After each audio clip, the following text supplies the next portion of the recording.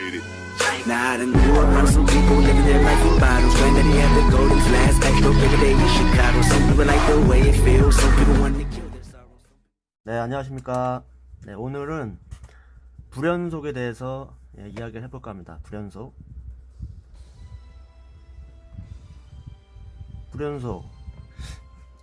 오늘은 불연속에 대한 건데 도대체 무슨 이야기냐. 볼펜이 좀 빡빡하네요. 네, 우리가 저번 시간에 화석 이야기도 했는데 진화론자들이 이제 주장하는 게 화석이잖아요. 화석. 그래서 그 반대론자들이 이제 대립을 하는데 뭐 창조론자들이라고 해도 좋고 좋아요. 그래서 창조론자들이 공격을 하기에는 화석에는 중간 단계가 없지 않느냐. 중간 단계 화석. 그래서 이렇게 공격을 했는데 진화론자들이 이제 다시 반박을 하죠. 이제 여러 가지 이제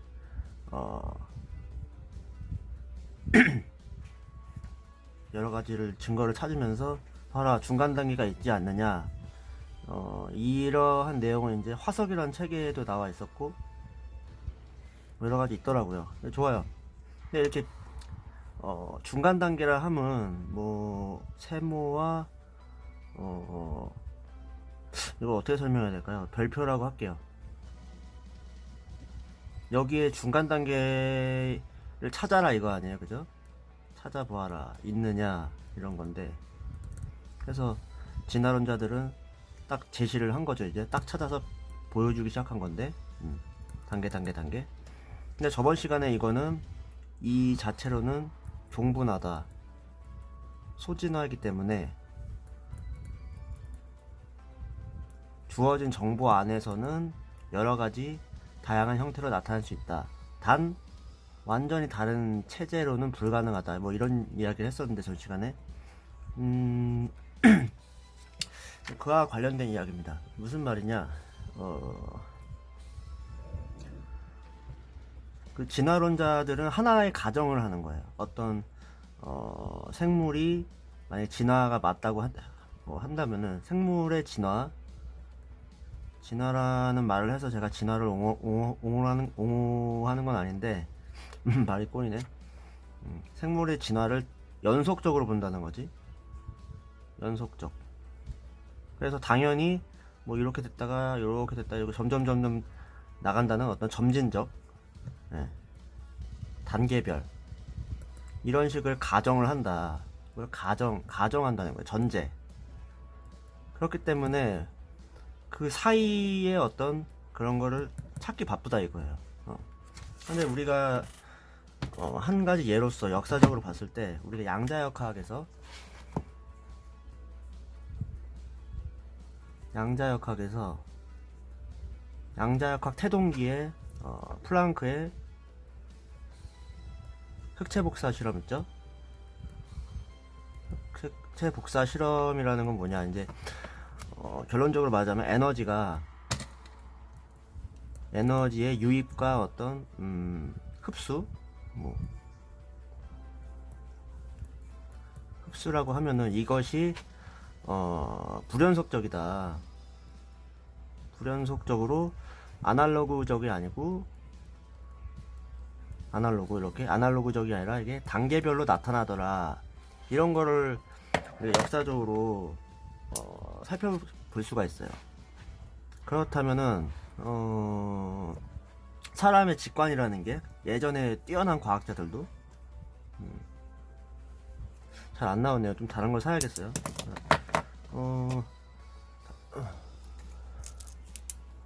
이 직관이라는 건 뛰어난 그 당시 과학자들도 바꾸기 힘들다 이거예요.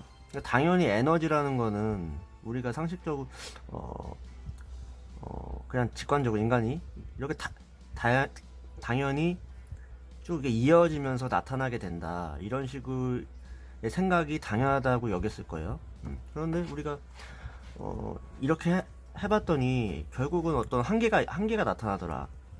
그래서 가정을 한 거죠. 그 프랑크라는 사람이 가정을 했다고 해요. 제 기억으로. 그런데 그래서 불연속적으로 가정을 하면서 이렇게 식을 세워봤더니 정확히 맞아 떨어지더라. 그래서 여기서 이제 양자라는 게 태동이 된 거죠. 양자. 아, 에너지 덩어리가 어떤 입자처럼 알갱이처럼 양자화 되어 있더라. 그래서 양자역학이 이제 정립을 하게 되는데, 뭐 지금도 정립까지는 아닌데, 뭐 대세죠. 이런 식으로 우리가 어떤 살아가면서 불연속이라는 거는 약간 인정하기 힘들다 이거예요. 불연속이라는 거는. 불연속은 좀 이상해요. 우리가 생물이 만약에 진화라고 한다면은 이것이 연속적으로 됐을 것이라는 거는 당연한 거예요. 당연한 거. 만약에 생각을 안 했으면은 그냥 우리가 중고등학교 때 책 거의 끝부분에 잠깐 나오거든요. 두세 장 정도 나오고 끝나는데, 여기서 당연한 그런 고찰이 없죠. 고찰은 당연히 없기 때문에 애들도 그건 당연하다고 느낄 거예요. 그런데 아닐 수도 있다는 거를 명심해야 된다는 거죠. 명심까지는 아니고 이제 생각을 해봐야 된다 이거죠. 여러 가지 상황상. 우리가 이제 예를 한번 들어보겠습니다. 이 예는 제가 드는 거지 이 저자가 하는 예는 아니고요. 우리가 이제 건물을 지려고 하는데 똑같은 거예요. 이 전체 건물을, 아이고 그림 잘못 그렸네. 건물을 지으려고 하면은 이게 뼈대부터 시작해서, 그죠? 이 뼈대부터 해서 여러 가지 공정이 있는데 짓다 만 건 없죠. 이렇게 뼈대만 있다가 망해가지고 사라지는 건물은 있을지언정 이런 식의 건물은 없다 이거예요. 결국은 어떤 기능을 하기 위한 어떤 전체적인 거를 봤을 때 이런 중간 단계라는 거는 없을 수밖에 없는 거예요. 그죠? 어떤 특징을 가지고 목적은 아니지만 기능을 가지기 위해서는, 그 체제가 기능을 가지기 위해서는 중간 단계는 당연히 없을 수밖에 없어요. 그쵸? 그러니까 애초에 이게 있을지언정, 그러니까 만약에 이런 식의 건물에서 이런 식으로 되려면 이게 부셔지던 새로 시작을 해서 만들었건 어쨌든 이 중간 단계는 없을 것이다. 남지 않죠. 뭐 우연히 남았다고 해도 파괴되겠지. 그런 식으로 본다면 진화론자들이 말하는 중간 단계라는 거는 사실상 이상한 거지. 없을 수도 있다는 거예요. 근데 이걸 그 사람들은 가정하고 전제한다 이거예요. 이게 문제라 이거야. 애초에 그렇다고 제가 지금 창조론자들을 또 옹호하는 건 아니지만 이렇게 봤을 때 생각을 해볼 수 있다는 거지. 애초에 중간 단계는 없고 새롭게 무언가 시작을 해서 만들어지지 않았을까? 이런 가정을 해볼 수가 있다는 거지. 그래, 좋아요. 그래서 이 형태학적으로 보면은 더 큰일이 났죠. 이제 무슨 말이냐, 이제 분자 생물학이 발달을 하게 되면서 생물 정보학이라는 것이 생겨나고, 그러면서 이게 이제 충돌이 일어나게 되는 거예요. 무슨 충돌이냐?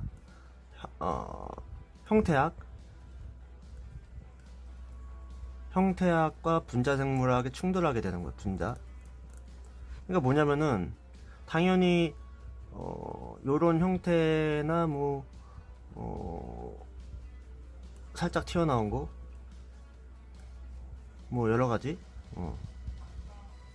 요런 형태들을 모아놔서 이제 분류를 하기 시작한 거예요. 분류.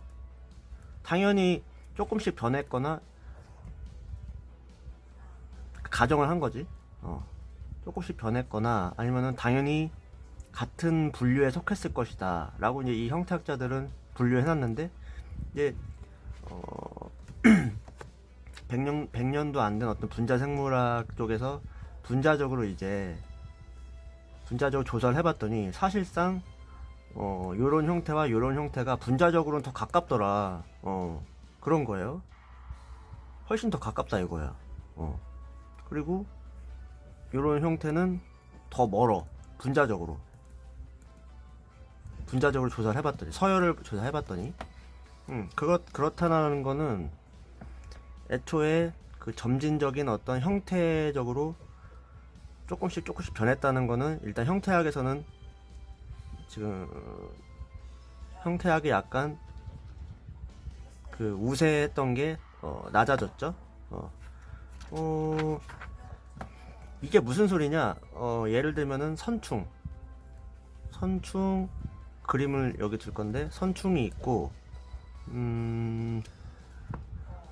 이게 절지동물은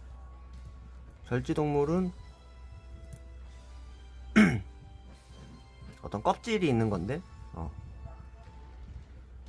그러니까 그 모습을 보면은 전혀 상관이 없을 것 같은데 분자적으로 거의 가깝다는 거예요.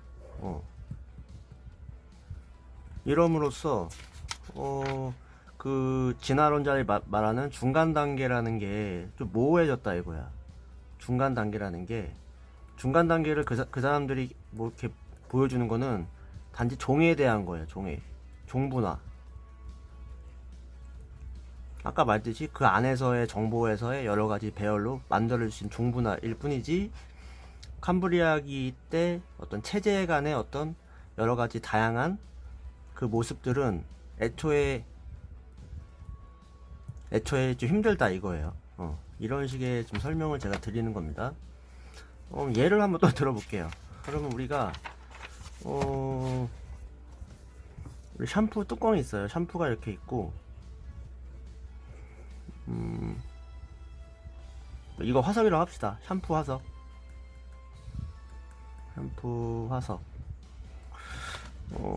화석이라고 하고, 근데 이게 여러 가지 좀 계보가 있겠죠? 여러 가지 뭐 이렇게 생긴 것도 있을 거고, 뭐 다양하게 있는데, 또 다른 쪽의 지역을 살펴봤더니 똑같은 거야. 약간 똑같은 기능을 하는 것 같긴 해, 화석이. 근데 이건 알고 보니까 분자적으로 조사해보니까 철성분이야. 그리고 이거는 플라스틱이라는 거지.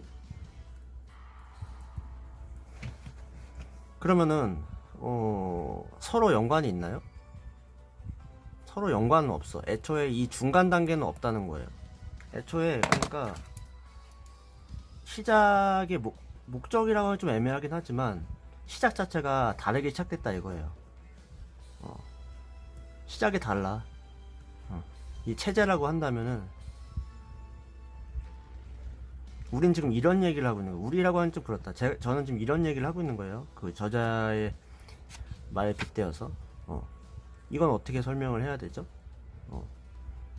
고찰을 해볼 필요가 있다는 거죠.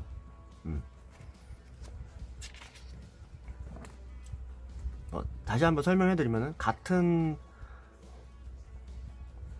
거라고 봤는데, 연속적인 어떤 체제라고 생각이 들었는데, 알고 보니 아무 상관이 없더라. 각각 그냥 만들어진 거다. 각각의 어떤 그런 목적이라고 하니까 좀 창조론 같긴 한데, 각각의 목적에 의해 만든 거잖아요. 그죠? 이건 샴푸 때문에 만든 거고, 이거는 그냥 어떤 공업사에서 만든 구리스, 여러 가지 뭐 기름 같은 기름통일 뿐이지, 이게 이렇게 자연스럽게 연속적으로 인해서 만들어지지 않았다고. 애초에 불연속적이라는 거지. 불연속이다 이거야. 그래서 결론은 뭐냐, 우리가 불연속이라는 거를 한번 가정을 해보자 이거지. 생명의 진화라고 하는 게 불연속이다 만약에, 그러면 그걸 진화라고 부를 수 있느냐, 이거 힘들다는 거지. 애초에 뭔가 있어야 될 거 아니에요, 그죠? 이런 의문을 한번 가져보자 이거야. 왜 우리가 애초에 대세 이론이라고 해서 딱 그거를 맹목적으로 한번 받아들이지 말고, 한번 부정을 한번 해보자. 부정을 한번 해보고 나서 진짜 그게 맞는지 틀린지를 한번 조사해보자 이거야. 제가 그런 의미로 해서 이런 운동을 펼치고 있는 겁니다. 진화론에 관련돼서는 제가 다양한 거를 한번 다뤄보긴 하지만 지금은 이 진화론을 한번 손을 대보니까 이런 문제점이 많이 있는 것 같아요. 네. 이제 다음으로는 DNA가 과연 전부인가? 전부인가에 대해서 말씀해 보겠습니다. 예전에 작년에 올리긴 했는데 다시 한번 올리겠습니다. 이거를 후생적 정보라고 하고요. 무슨 말이냐? 제가 전 시간에도 말했지만은 이 전체에 대한 구조 정보가 구조에 대한 정보가 과연 DNA 안에 있느냐, 안에 있을까? 네, 이런 건데, 그래서 아주 옛날 논문이긴 하지만 띄워드릴 거지만 이 논문에도 보면 여러 가지 논문 중에 이 저자가 하나를 소개를 한 건데, 세포의 어떤 DNA를 빼고요, 발생을 시켜봤더니 세포가 500개까지 발생하더라. 500개까지 분열을 하면서 발생하더라. 그러니까 뭐냐? 분열과 500개라고 하면 그래도 구조를 갖고 있겠죠. 분열과 구조에 대한 정보는 DNA에 없다는 거예요. DNA는 굳이 설명하자면은 그 후에 구조가 갖춰지면서 그 안에 여러가지 분자들을 조립하는 데 있어서의 정보일 뿐이지 전체적인 구조의 정보를 가지고 있진 않다. 네. 그러면은 이 구조의 정보는 어디 있을까 우리가 조사를 해보니까 뭐 세포막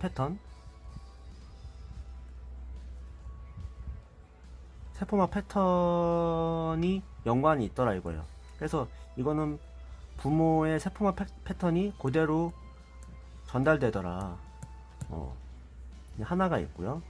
두 번째로는 당지질 후보예요. 후보 당지질 당단백질.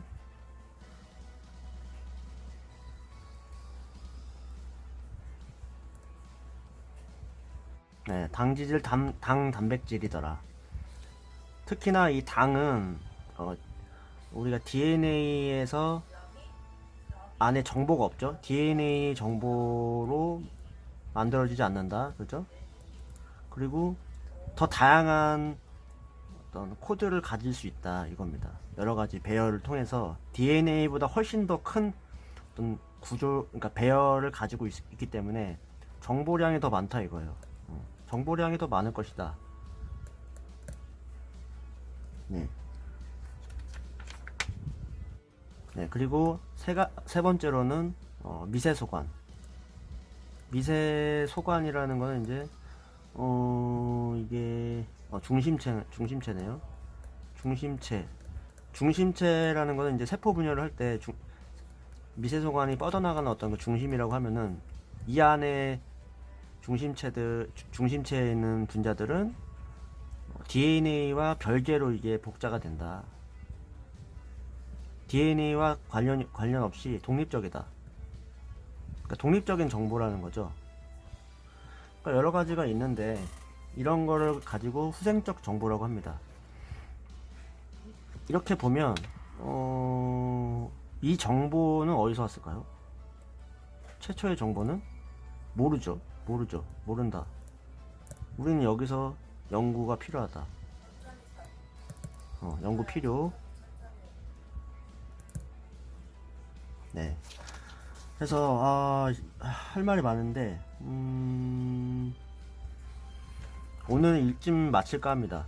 다음 주제로는